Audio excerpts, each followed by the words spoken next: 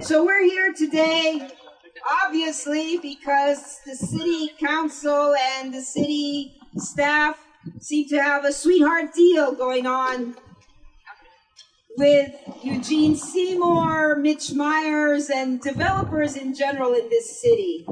Whatever developers want, developers get. This community of the East Side, this community of San Antonio, our community has helped to save, preserve this bridge when the city council of that time, when the city staff of that time was not interested. It's typical. They don't like to save historic buildings anywhere, especially if they're African American and Latino and working class people of all colors. They don't want to save any of our neighborhoods. Now that we're in the inner city, that the new folks moving in from out of town or moving in from the suburbs are interested in our inner city beautiful neighborhoods, which we always knew were beautiful. Now, this land is precious when they don't want us here because we're the bad ones. They want the wealthier ones here. And again, we're going to talk a little bit more. We've got speakers like Betty who will tell us a little bit more about the history, and she was around way back. And we're going to hear speakers who are the younger folks who weren't around way back because they weren't born, or they were in elementary or junior high school. But last Friday, the city did us bad. We're very angry. You're very angry, yes.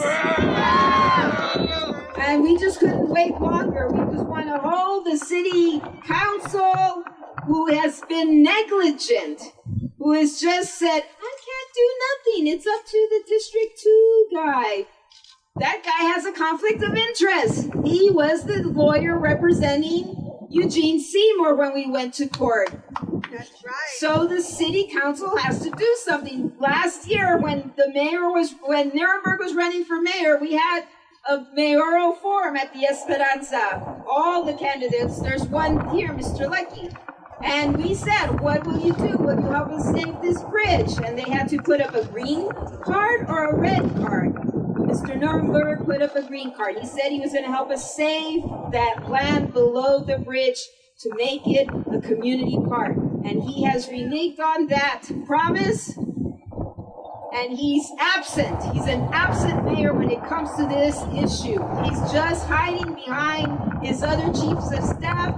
Trey Jacobson has a conflict of interest because Trey Jacobson was the lobbyist that made this deal take place on behalf of Eugene Seymour. And now Trey is telling the mayor, don't do anything about it. And he's telling Sculley what to do. All of these backroom sweetheart deals have got to stop. It's here. It starts here with Hayes Street Bridge land, but it continues throughout the city because all of us are feeling it all over this city. So, because I got to talk because you weren't ready. But now, good for you. Let us hear from the Reina del East Side, Miss Nettie Hinton.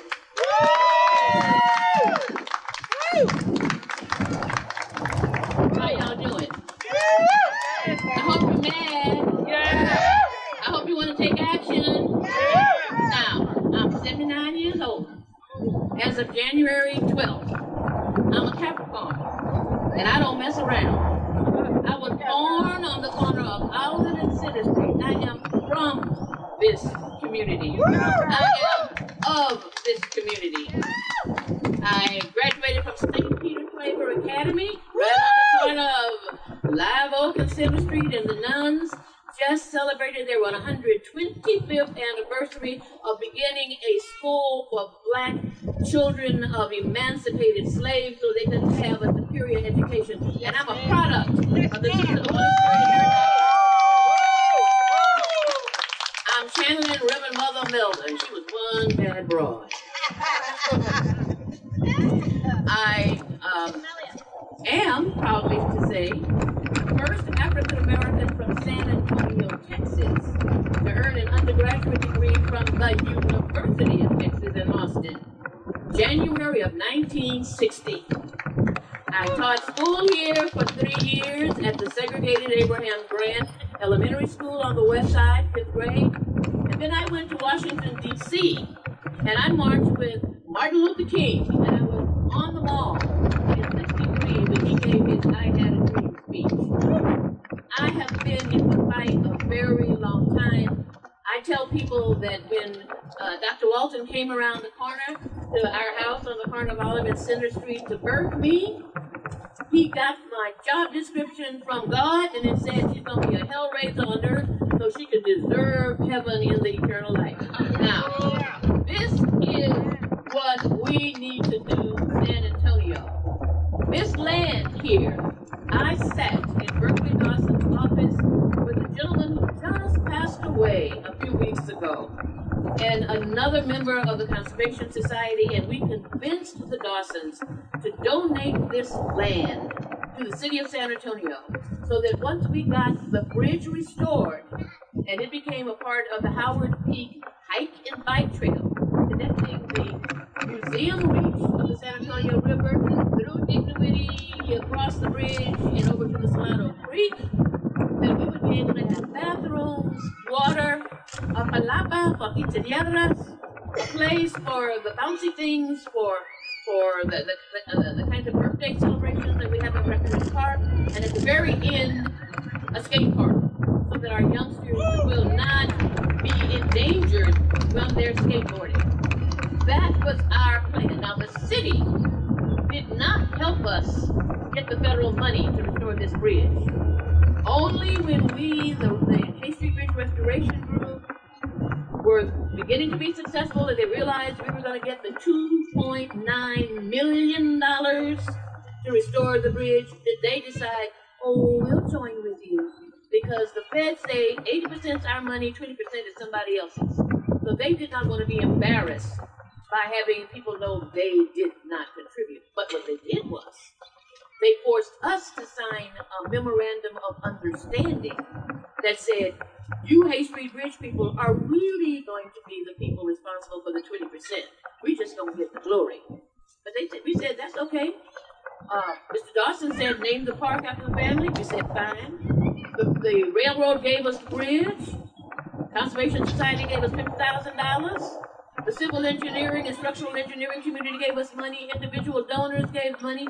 And we made it. The first thing we knew, Pat DiGiovanni, who was the deputy city manager at the time, Mr. Unethical, who has since had to resign from that job, and then had to just resign a few minutes ago from City of San Antonio because of ethics and fraud, started working the deal with the guy who wanted to build his brewery right on this land. Not only did they take steps to give them the land and give it, okay, we'll give it to you for $295,000, and then we're gonna give you incentive of $295,000 to do landscaping. So it was a wash. It was nothing. But they also gave him a chair, table, umbrella, and serve food and beer beverages on this bridge. Federal government wrote the city of San Antonio a letter and said, no, you won't commercialize this bridge in any form or fashion, but if you do, you're going to have to give us our $2.9 million back. Well, we were tied up in litigation. We sued the city. We won the jury trial. The city of San Antonio went to the judge, asked him to set aside the jury's decision. The judge said no. So then Sheryl Sculley of the city then went to the next higher level of legal things in courts, and they decided we were just a group of taxpaying citizens. We didn't have any status to be suing the sovereign city of San Antonio. So they ruled in favor of the city of San Antonio, and then they started deeding the land to Eugene Seymour, and he's deeding the land to a guy who wants to build, first they said affordable housing. No. Now it's market rate housing, which is the same way that you would have on Broadway. And so we're not talking about something that people from our community would be able to afford, but also build it right up on the bridge. So the only people who can have the value of the historic bridge, because we got it declared historic, would be the people living in these high-priced apartments. The community, anybody in the city for Tricentennial who wants to come and appreciate fireworks or whatever, would not be able to do it except on the bridge. They would not be able to be out here and be able to see it from the airport porches or anyplace else. Now, Historic Design and Review, we have been successful in each time that these developers who brought this case to HDRC, and with this last loss for them, the city manager decided they're just an advisory group. I don't have to pay attention to them. I've got the power to do whatever I want in San Antonio because the city charter gives the city manager the power. The mayor and city council pretty have bully pulpits, but that's about all. So I'm going to take this away from HDRC, and I'm going to give it to the developers, and I'll give them some stipulations. But the stipulations are such, they could be easily done. They're not going to have underground parking. They're not going to have buildings that are only 1 story tall, so that anybody who's standing out there on Lamar Street here in their homes will be able to see the value of the bridge in all of its historical magnificence. The city is, at its core, at the moment, ethically challenged. Now, I know about that kind of thing because you're looking at me and I'm black. 79 years old. I drank in the water fountain at Chris's at St. Cub. I sat in the back of the bus. I couldn't go to the restaurants. I had to step in off the street downtown, the sidewalk downtown, if somebody that didn't look like me was coming along so they could have primary opportunity to walk on the street. I know about that, which is why I fought so hard for civil rights in Washington, D.C., and I will continue to do so now, and I will fight now for righteousness, because it is righteous that this land is made into a park the way that the Dawson said, all you have to do for the $300,000 is name it after my family. Imagine someone being that kind and generous to the east side of San Antonio, and the city of San Antonio wants to take that away, while at the same time being the 7th largest city in this country, trying to present it as a place of cultural diversity, fairness, caring about his people, when what they're doing is colluding with people with money. You saw I read for the Volume on our radio yesterday morning, every Sunday morning, and in the business section was a long story about developers in San Antonio, the kinds of incentives that they get in order to develop property. Do you know your school taxes continue to go up and up and up and up because they don't even let developers pay school taxes for multiple years? And I'm not talking about 1 or 2.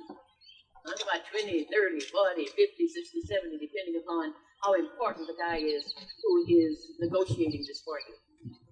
We are in the hands of unscrupulous people in San Antonio. We have got to take our city back and make sure that they do the right thing for the right thing for the right people.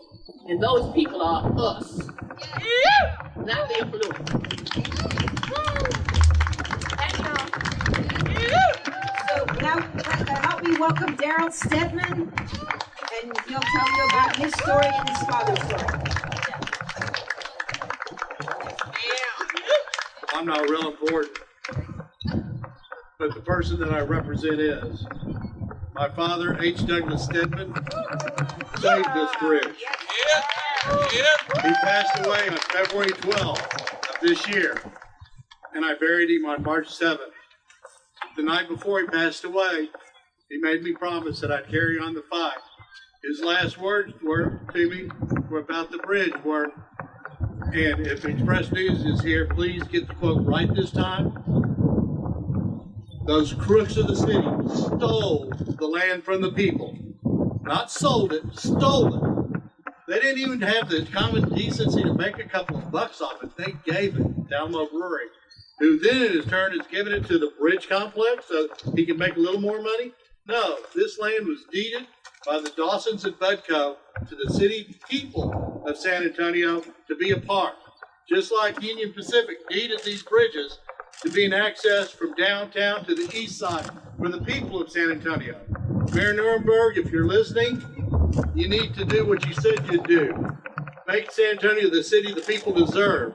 San Antonio deserves this bridge. They deserve the park because guess what? You don't have $2.9 million to come up with. My dad raised that 2.9 with a handshake with Honorable Jeff Whitworth. Between two Texans, that $2.9 million came. And yes, San Antonio couldn't come up with the 20%. You know who came up with the 20%? The people of San Antonio. The people, not the city. The city has no right to this land. And while Nettie Hinton was kind of dancing around it, I'll say it. It's corrupt backroom deals that have given this land away. This bridge was a labor of love for my father. And as you can see, it's beautiful. He also did the Alamo Dome. Does the city want to give away the land around the Alamo Dome for private enterprise? I can look at the city line here and see all the buildings my father was part of. And those were commercial businesses. This was a labor of love. He wanted this bridge to be here for the people of San Antonio, for that gateway from downtown to the east side. And when it was done, everybody was proud of the bridge. The city was great. The city council wanted to take credit for it happening when they had nothing to do with it. And yet, here they are abandoning it to give it away for a bridge. Do you see any 5-story buildings? The Historic Review Committee canceled it at 4 stories. They came back with 5 stories, and the City Manager Sculley goes roundabout and approves it on a backroom deal.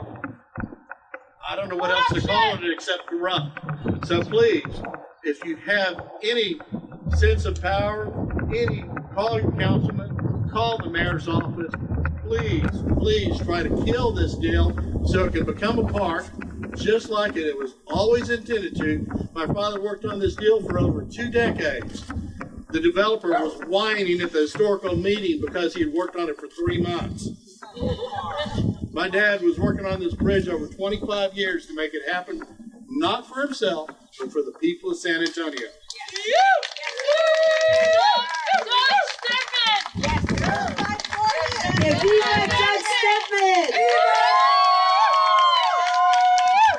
And again, I mentioned this before. I ran into a letter to the editor that Doug Stedman wrote in 1967, challenging the city council in 67 to fix up the bridge before that hemisphere was coming to town.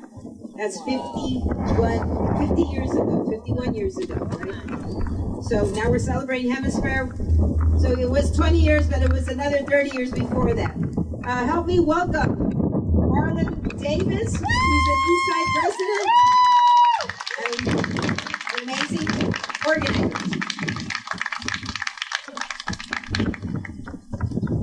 Thank you all for coming out. There is some facts to follow here today. Can everybody hear me? Is this good? Thank you all for coming out. I was just saying I had some very good facts to follow today. Looks like the sun is beginning to go down, so if you have a light out, I personally will myself here. If you all want to join me, I'm happy to go. Sheryl Sculley, Hugh Shaw, and Mitch Meyer. When you hear about the story, they frame our protest in terms of the development. Our anger when we began with this project. But this is a lie of omission. The heart of our anger lies in the breach of contracts, which each of them is fully aware of. In 2010, the council privately approved a sweetheart deal to befriend a former Mayor Harburger, Eugene Seymour. We filed a case, and in 2014, a jury found our 2002 agreement with the city had suffered a breach of contract. We had been betrayed. And in accordance with the law, we filed a motion of contempt, a motion against the city that to this day is pending a review with the Texas Supreme Court. And each step of the way, we have followed the rules. We have engaged in the city process. We have mobilized our communities, and developers have only invested money. We have invested our very lives. So why are we being painted as the problem? How is Meyer exhausted when he has won the special and particularly rare approval of City Manager Sculley? It only takes one glance at Alamo Beer to know that someone is drunk on power. But just as the Hay Street Bridge divides the land, here we draw a line in the sand. Our communities and our lives are no longer for sale.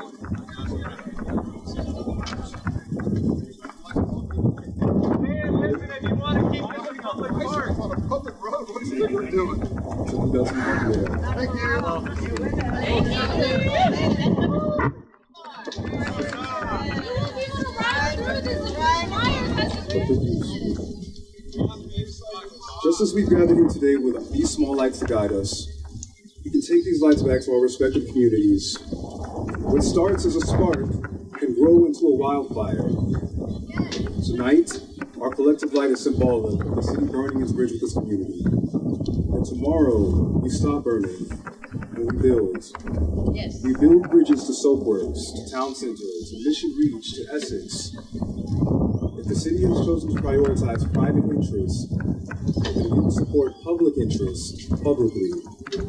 So we say, private hands off public lands. Amen. We say, cuente para la gente. Amen. And we demand to meet with Mayor Nuremberg, City Council, and former Mayor Harburger, and demand the justice that this community has deserved. Thank you. At this time, we would like to open the floor to any sort of concerned citizen, anyone who has an opinion to voice, anyone who would like to lend their voices to this program, and voice your opinion, voice your stand. We also have candles available. We also have candles available if you have not brought one or if your cell phone does not have a flashlight. Alex, do you want to say something? And Nadia, do you want to say something?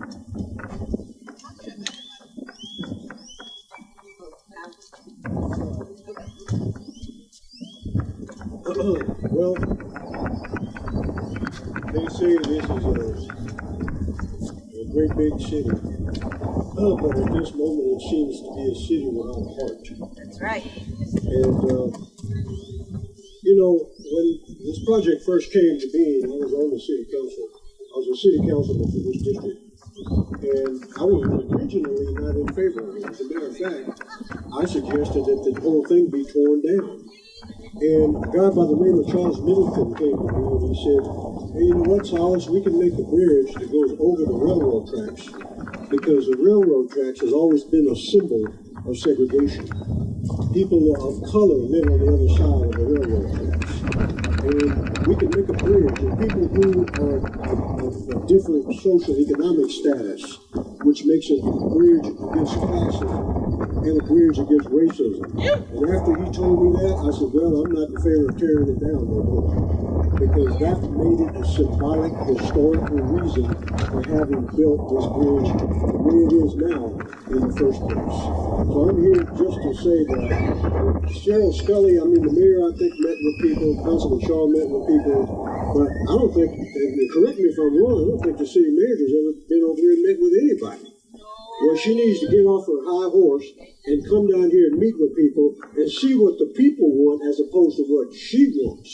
If you can't see this bridge because they're talking about going it way high up because he's more interested in selling beer to whatever drunks come out of there over to his place, then that's not fair as far as this community goes.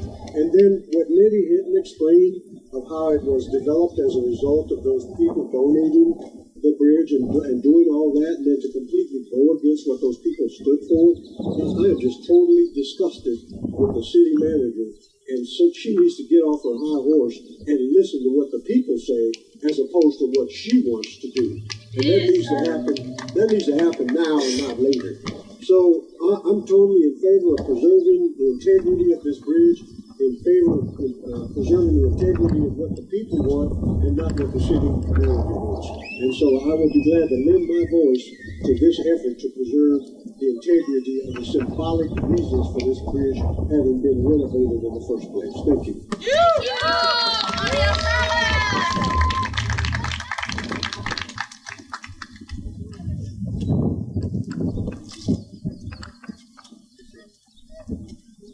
So I just want to do some correct the record stuff. I don't know if everyone here has read the Rivard Report story that was written about the deal that was made. But the HDRC meetings that I was at definitely featured more than just outsiders of the community. I heard residents of the community speak about their love of the bridge. If you would have read the framing of the story, that's not the opinion you would have gotten. Mitch Mayer would like to frame this as an outsider thing. I think the bridge belongs to the city. I hear a lot of conversations about the residents of District 2, and I think the conversations around gentrification are important ones. But it's also important to remember that this is a city landmark. This is a world historic landmark. This belongs to all of us. And so a framing that, relies on, were there more bodies in favor than more bodies against is just a falsehood. And it's one that serves Mitch Mayer's agenda. So be careful when you read the stories that get printed about this bridge, because from the basic first premise, there's a lot of falsehood. This is some truth right here that we're seeing in front of us. The community members coming out to support saving the bridge. When you read those news stories, remember this image. Remember the image tonight. And don't let the news story mislead you. I stood at those meetings. A lot of people used the opportunity to tell stories. And the stories moved me and moved everyone there. Even though the board said it wasn't germane to their authority, I think the space being hijacked as it was by us to use it that way was an influential move, and I think it needed to be done because there really is no other space for us to do that. There weren't any public meetings where we could discuss these things fairly, and so we need to take these opportunities like spaces like HDRC to do that.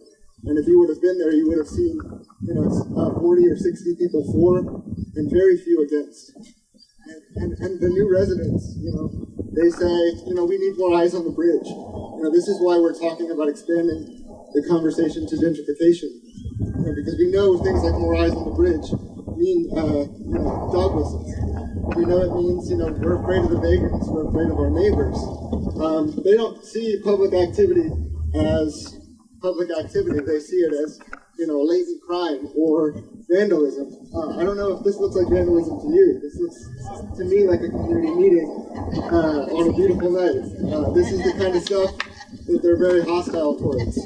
So what we're arguing about is just a mentality about how to think about the world. And bridges like this, and spaces like this where people can gather is one vision. And then a vision where, a brewery with some new residents and a condo with some new residents, where the neighborhood totally changes is another. And I think we should care about history, and I think we should care about community. So that's why I'm standing out here speaking with all of you, and I thank you for listening, and I thank you for coming.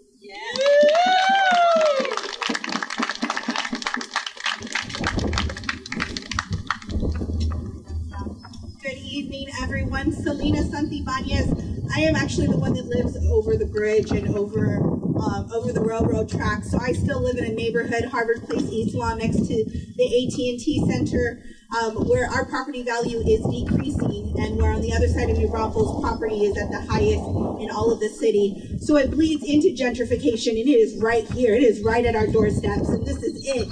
This is really the sign of what's to come. I am telling everybody we are going to witness the largest displacement of people since the building of the Alamo Dome. And once again, let me state that the largest displacement of people since the building of the Alamo Dome. I live in a neighborhood. Why people can't come out here on an evening that's so beautiful as this is because they have to work 60, 80 hours. They have to take the bus to pick up their kids and drop them off at work. That's why. It's not because they don't care.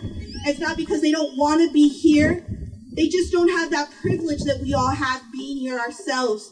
So by us fighting, by us standing here, it is representing all of our brown and Black communities that are unable to be present here today. This is exactly what they want. They have pinned the African American and Mexican American communities against each other for decades. This is just a sign of what is to come. The fact that the city blatantly ignores the call for the community, the outrage, the disgust. You look at a councilman who really is just there to put a notch on his belt. I will be the first one to say it. He's known me since I was a teenager at Ella Austin. This is merely just for himself. Why did he represent Seymour? Because it was an entire circle that brought him here. This was a strategic placement. It wasn't in the support of the community or to represent that community. This was here to represent himself, as all of these private individuals do. This is public land. With the fact that in the days African Americans, this was the only way they could access the east side. Am I correct, Nettie? That this is the only bridge, as rickety as it was, that they could cross and come into the city. It is not that they don't care. It is not that we don't care. It is the fact that our city leaders and officials are ignoring us, and we should be concerned about that. Thank you very much.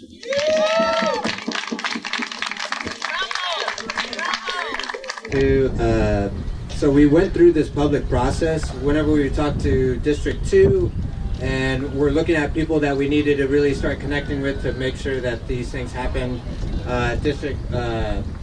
Will Cruz Shaw was saying that the public was never involved in this process, you know, and or that the public was involved in this process, but very much from the very beginning, from whenever it was introduced to Dignity Hill Neighborhood Association and that vote happened, there wasn't really much of a public process that happened there. That's what opened up the doors in the first place, and then we had to chase the problem this whole time.